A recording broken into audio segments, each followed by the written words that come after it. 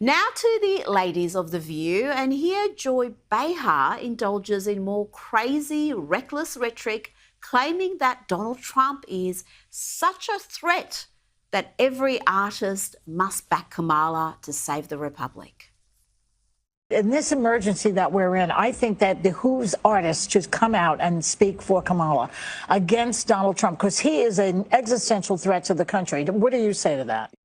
They speak like this even after an attempt on Trump's life 2 months ago that left a man dead, and Trump escaped death by millimetres. And talking about reckless rhetoric, here is Democrat Rep. Jasmine Crockett saying MAGA is a domestic threat just a few hours before another attempt on Donald Trump's life. I talk about the fact that when we swore in finally in January, that we swore to defend against those that are coming against us, whether they are domestic or international. And right now, I feel like MAGA in general, they are threats to us domestically. And we see it time and time again. But don't worry, it's not like the media will hold any of these people accountable. Kamala Harris wasn't even asked about her and the Democrats' inflammatory rhetoric in the lead up to the assassination attempt during that debate. Here's just a small sample of prominent Democrats, actors, singers, politicians, news anchors, inciting violence against Trump and Republicans in general.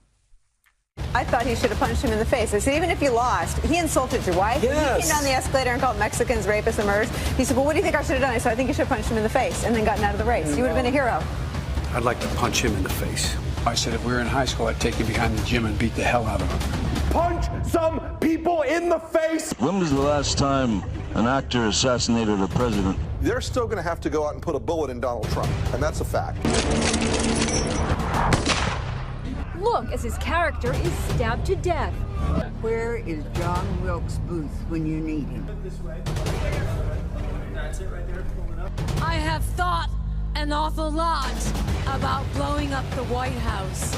A Missouri state senator is under investigation by the Secret Service after saying she hopes President Trump is assassinated. I will go and take Trump out tonight. And if you see anybody from that cabinet in a restaurant, in a department store, at a gasoline station, you get out and you create a crowd. And you push back on them. And you tell them they're not welcome anymore, anywhere.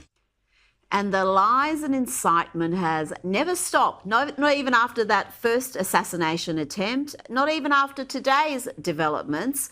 Indeed, MSNBC decided that it is Trump and his camp who need to tone down the violent rhetoric. We do not know, again, the source of any gunshot or gunshots. We don't know who's responsible for this. The whole thing has yet to be 100% confirmed from start to finish how this all played out.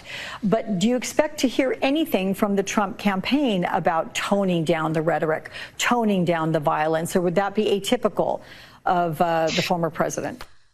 Unbelievable. I've said it before and I'll say it again. You don't hate the leftist media enough. You think you do, but you don't. And here is Lester Holt on NBC blaming Trump, not the crazy leftists trying to kill him.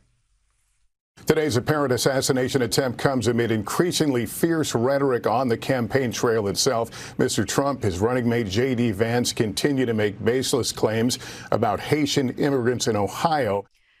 Disgraceful, deplorable, but predictable. And talking about baseless lies, here is Kamala at the so-called debate, which was really a 3 versus 1 setup. Remember her repeating that dangerous Charlottesville lie?